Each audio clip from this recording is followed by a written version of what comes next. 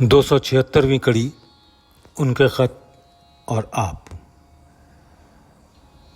यह ख़त हज़रत क़िबला बाबूजी साहब ने मास्टर ईश्वर सहाय जी को लिखा। तारीख़ 15 सितंबर साल 1948। भाई मन तस्लीम, कई ख़त आए और जवाब न दे सका। पुत्ती बाबू को मैंने ख़त लिखा है, मगर कोई बात समझ में ना आए तो समझा दीजिएगा। शांति बाबू को भी ख़त हिंदी में लिखवा दिया है, पढ़कर या नकल करके जैसा मौका हो उन्हें दे दीजिएगा। बाबू मुरलीधर और बाबू कुंवर बहादुर में त्री पैदा न होने की वजह जो लिखी है वो ठीक मालूम होती है। मैं भतेरा चाहता हूँ कि उन लोगों को तवज्जो दूँ, मगर मुझे याद भी नहीं आती। मगर अब चूँकि ये लोग सत्संग में आ गए हैं, इनको निभाना और इन पर मेहनत करना फ़र्ज़ है।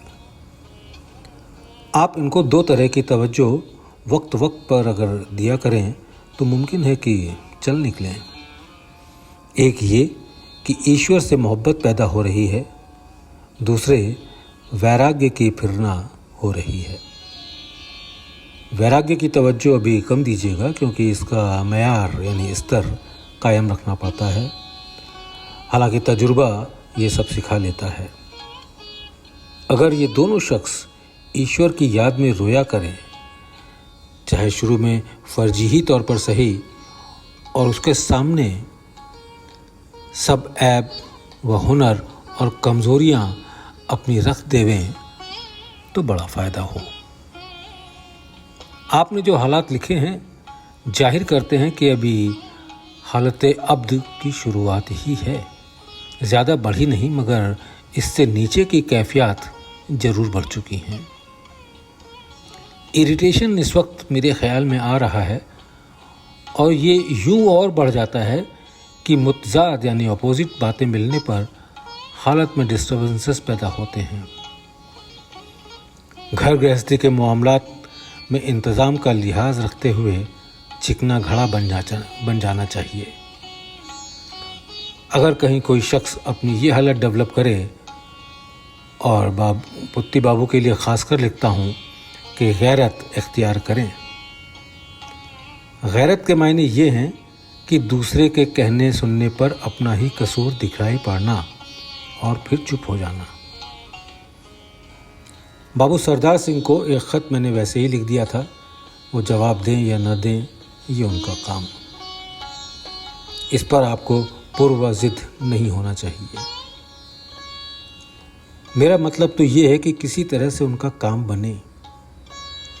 हर बात का सलूशन मेरे ही पास नहीं है, बल्कि ऐसी हस्तियां मौजूद हैं, उनका अगर ये ख्याल है कि उनके गुरु भाई के गुरु महाराज रूहानी तालीम में काफ़ी दस्तगाह रखते हैं, यानी काफ़ी सामर्थ्य रखते हैं, तो रुजू होने में कोई हर्ज नहीं है।